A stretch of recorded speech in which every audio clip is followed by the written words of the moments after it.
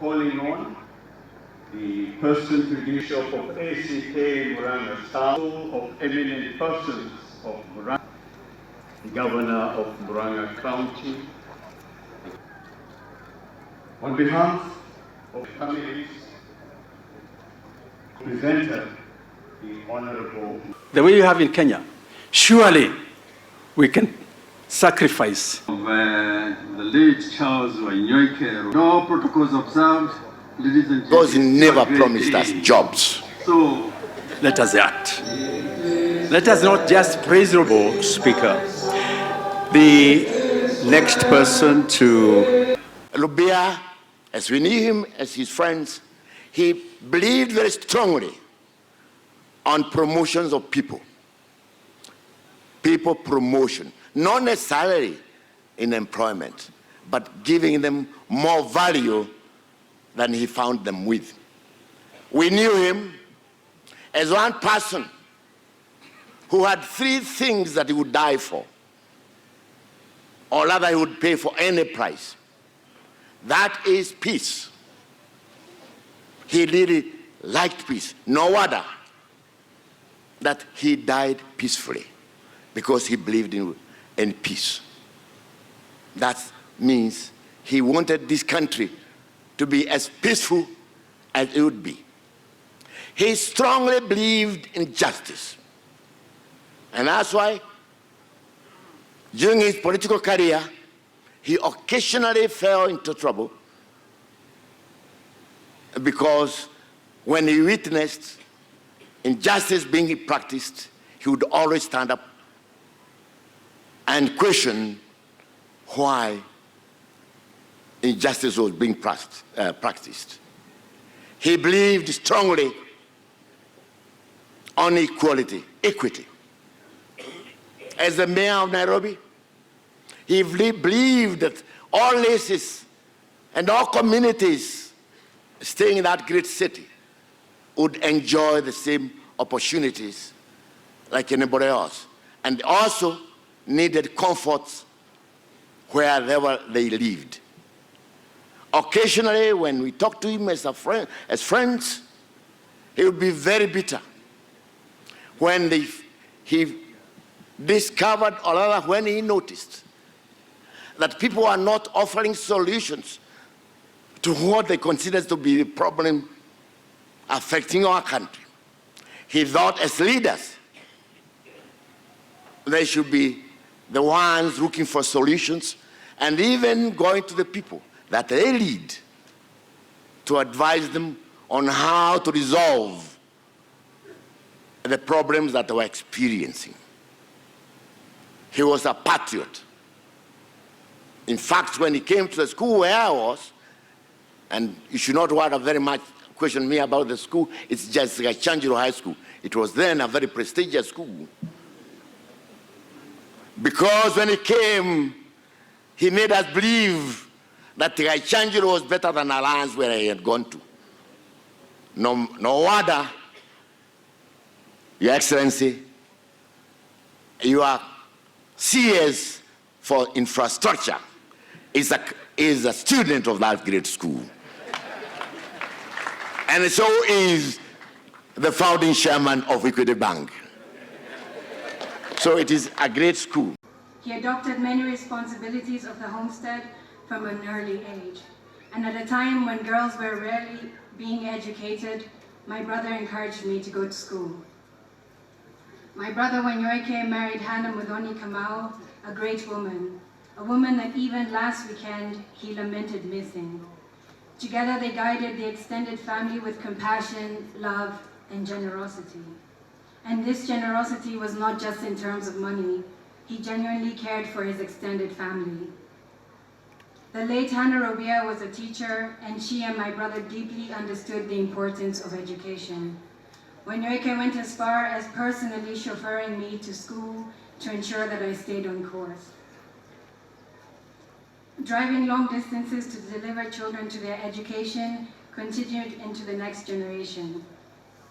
In 1971, when my husband, Danson Karaoke, was unwell, Wanyoike and his son Robert drove me and my daughter Jerry all the way to Highland School in Eldoret. My brother willingly stepped in to help, and in 1976, after my husband passed away, he continued to encourage me to educate all my children. Wanyoike never abandoned the homestead, even after his parents passed away, nearing almost 100 years of age. He did not just see this as his duty, but it brought him much pride. I urge that Wanyoike's children continue to cherish this togetherness and familial support fostered by their father, well beyond this moment when we have all gathered here to lay him to rest. I thank God for the many years that he gave Wanyoike here on earth. I will miss the occasional visits that he paid me from time to time, and I thank his children and family for having shared him, not only with me as his sister, but with the people of our country and as a symbol for the fight for freedom around the world. My home is always open for you because you always made space in your own home for me and my family. Rest in peace, my brother, your sister, Paris Wanjiru Karaoke. Knowing Luka, he wouldn't want us to focus on him. He wouldn't want us to focus on the sadness of his death, but instead focus on the blessings that God gave him so many years on this earth. Many more years than Psalms 90 verse 10 talks about. He wouldn't want us to focus on the happiness in our lives. He would want us to appreciate each other and focus on our future. He would want us to stay united and be proud of the man that he was, talking about his feats to our children and our children's children. We will miss going to the house and finding him seated in his favorite seat, having his cup of tea accompanied always by a sandwich, with the telly on tuned to gospel music. But we have so many wonderful memories to hang on to, and that is what we should and ought to do. Today is a celebration of a great man, not mourning of a fallen hero, and that is what we would want everyone here present to acknowledge. A man known as Henry James said, "Sorrow comes in great waves, but it rolls over us, and though it may almost smother us, it passes and we remain." We mustn't allow sorrow to smother us, because we are sure Wuka wouldn't have wanted that. He would have wanted for us to remain in the hope that we shall meet him up one day in the land beyond the sky. From the book of Ecclesiastes, chapter 3, verse 1, and it says, and I read from the Good News Translation, "Everything that happens in this world happens at the time God chooses. He chose to take Wuka when he did, and ours is to accept it with thanksgiving. Each one of us grandchildren will continue to treasure Wuka's memory, to carry him in our hearts. In all things we give thanks. May God be glorified and God bless you all." My grandfather was an extremely exposed man. He was an intellect. He was selfless and he was kind. And honestly, we were just in awe every time that he spoke. He was an educator, not just to ourselves, but to all those that had the pleasure and the honor of being around him. Guka always said that his grandchildren kept him young at heart, and with that, he used to show us off to all his friends, and we were really proud of that, and he was extremely proud of us. And for that, those are memories that we do cherish, and we will cherish for the rest of our lives. Guka can tell you, we will continue to make you proud. We will always remember him for his infectious laugh. He was an admirer of dogs, an advocate for equality, a lover of music, and most importantly, a patriot for our beautiful Kenya. One thing I am most certain of from the bottom of my heart is that he's gone to a much better place, one deserving of a soul as precious as his. Guka, you were my role model, and I would do anything to sing with you one more time or just to hear you laugh. We thank you for all the beautiful memories and lessons that you left in our hearts, which we will cherish forever. Your guidance and unequivocal love will console us through to the end of our days. We will always miss you, and we love you, Guka. He was a great leader who was caring, generous, and a family man. For us, our fondest moments with Guka was during Christmas, where we'd usually spend a couple of nights over in the evening, and he will tell us stories that we remember till today.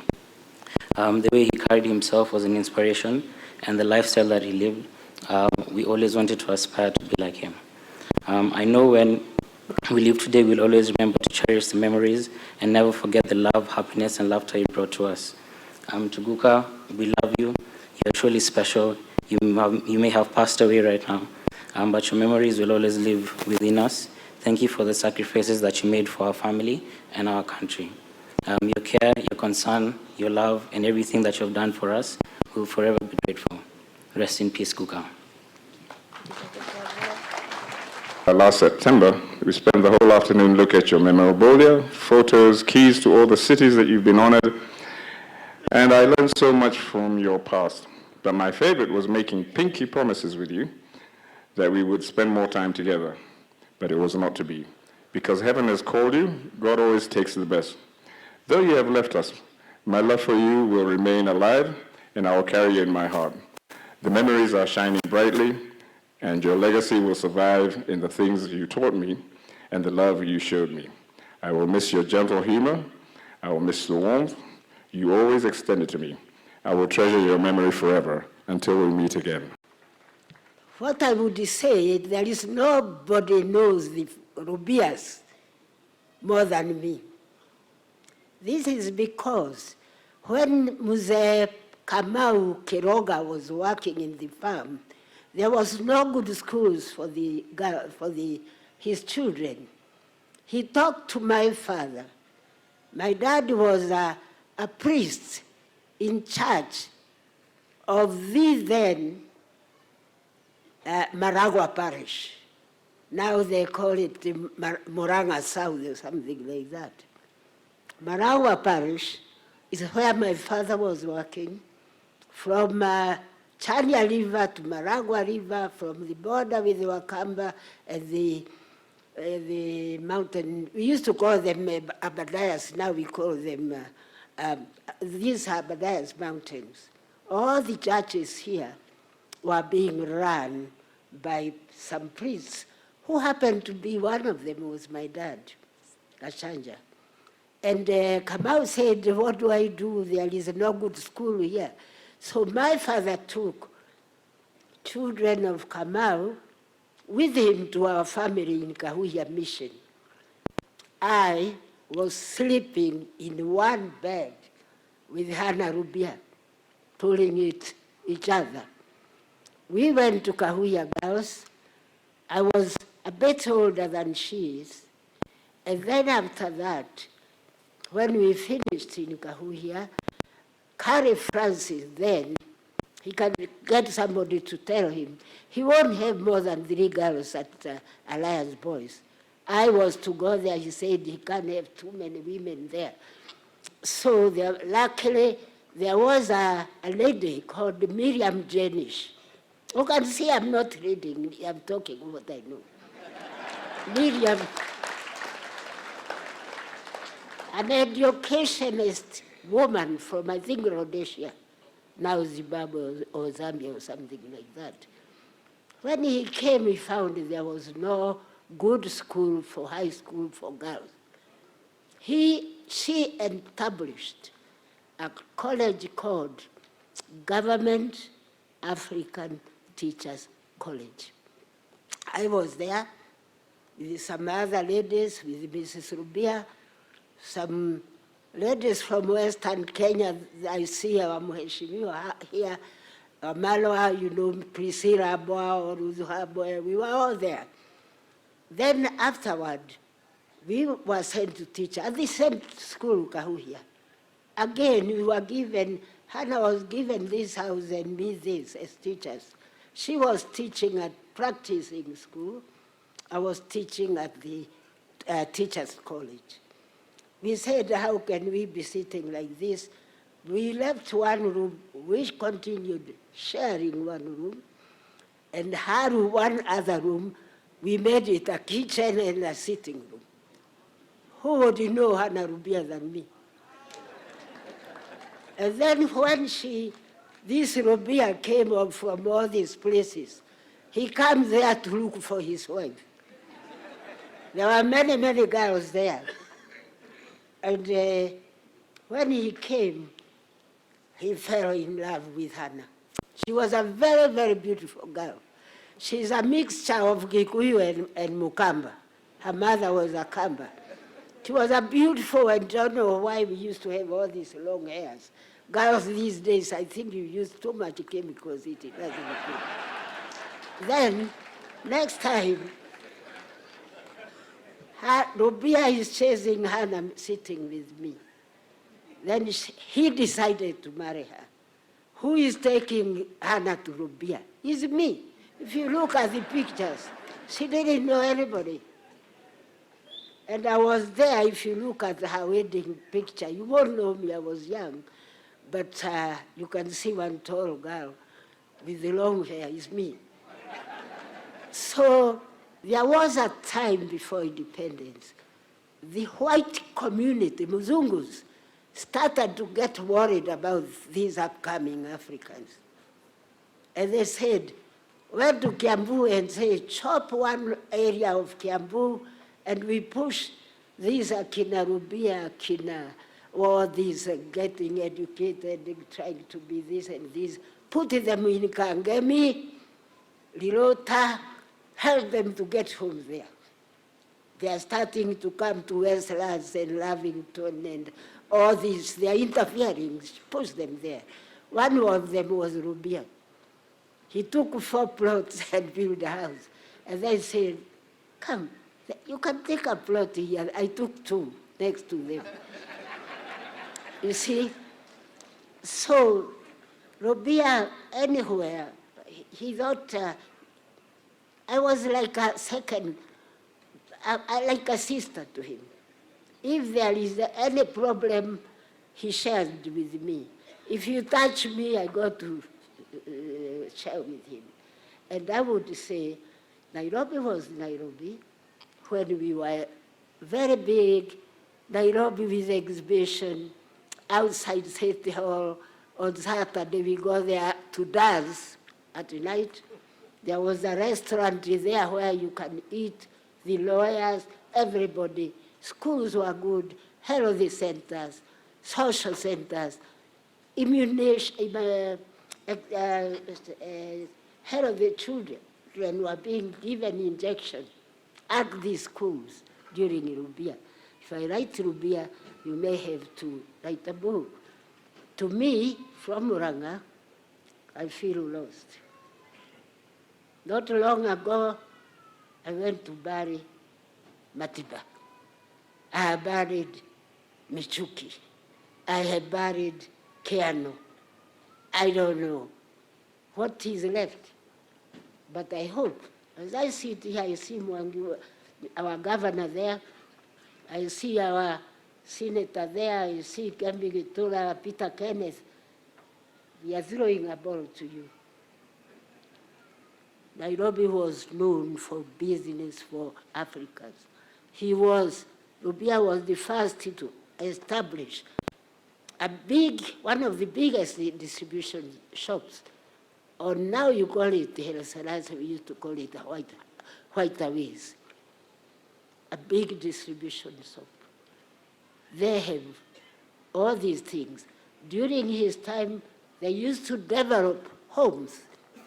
Dandora, Umoja, and some of the Buruburu, they sell to people. Bring whatever you have, then you have a home. What happened?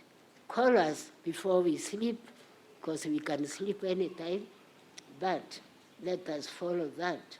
Perhaps I don't know much, Rubia, in politics. I know more as a person, as a loving parent and wife, and as a person of growing up. And Rubia is tough, was very tough man. I hear a song somebody sings who says, I am unbogable, I am unbogable. I say, that's like Rubia. You can't shake him. He was too tough for everybody. Let us pray that he sleeps in peace. Na ningependa niseme, leo hii hatupigani kama hawa ati kutafuta uhuru, lakini tunataka kupambana na yale maovu ambaye yako mbele yetu, ambaye inatukumba, ambaye inatuzuia kama nchi kwenda mbele. Utengamano na ukabila, ukosefu wa umoja kati ya watu na viongozi. ufisadi ambao umekuwa mwingi. Mambo haya ndiyo sisi tungependa kushirikiana na Wakenya tupambane naye.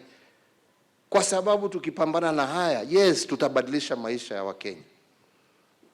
Mheshimiwa, na mimi usiseme na kuingilia, sikuingilii, lakini umesema ya kwamba hawa wazee wamepigania uhuru.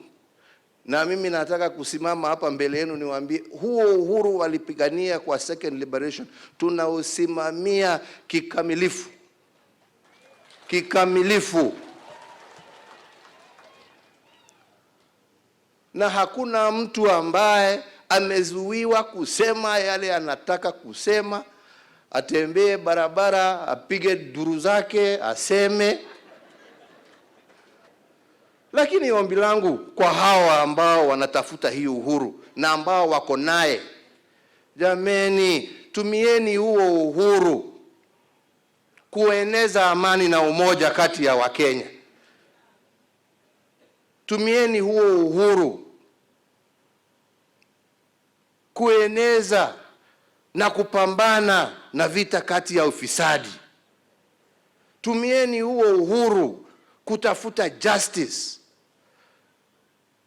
Then we can say that that is the legacy that we are fighting for, that was left for by these great old men who we are saying kwa heri tu.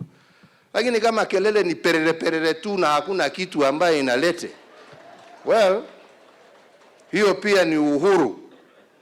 Hiyo pia ni it's freedom. And it is guaranteed. Tunaweza kuendelea, lakini hiyo haitapambana na umaskini. Hiyo haitajenga hospitali. Hiyo haitajenga barabara. Haitajenga shule. Haitapatia vijana hawa wetu kazi. Haitarudisha kahawa yetu. Haitarudisha majani chai yetu. Yale ambaye ataturudisha ni kutumia huo uhuru, that freedom, to articulate issues that can make life better for ordinary citizens. Nimesikia hata viongozi wakisema, unajua, tunataka tusaidie serikali, serikali tutafanya, mtatufanyia nini, mtatufanyia nini? Wakati ya hawa wazee, na najua niko na mashahidi hapa kati ya hawa wazee, wakati Murang'A County Council ilikuweko chini ya uongozi wa wazee kama hawa, Murang'A County Council kila mwaka ilikuwa inatoa pesa, kwa sababu walikuwa na pesa zaidi ya matumizi yao ambazo walikuwa wanainvest na serikali ya kitaifa kule Nairobi. Sijui kama mnaelewa hiyo. Zilienda wapi? Hatupendi kujiuliza hii maswali. Pesa hiyo ilienda wapi? Kwa mifuko ya watu binafsi. Kwa mifuko ya watu binafsi. Na ndipo nasema,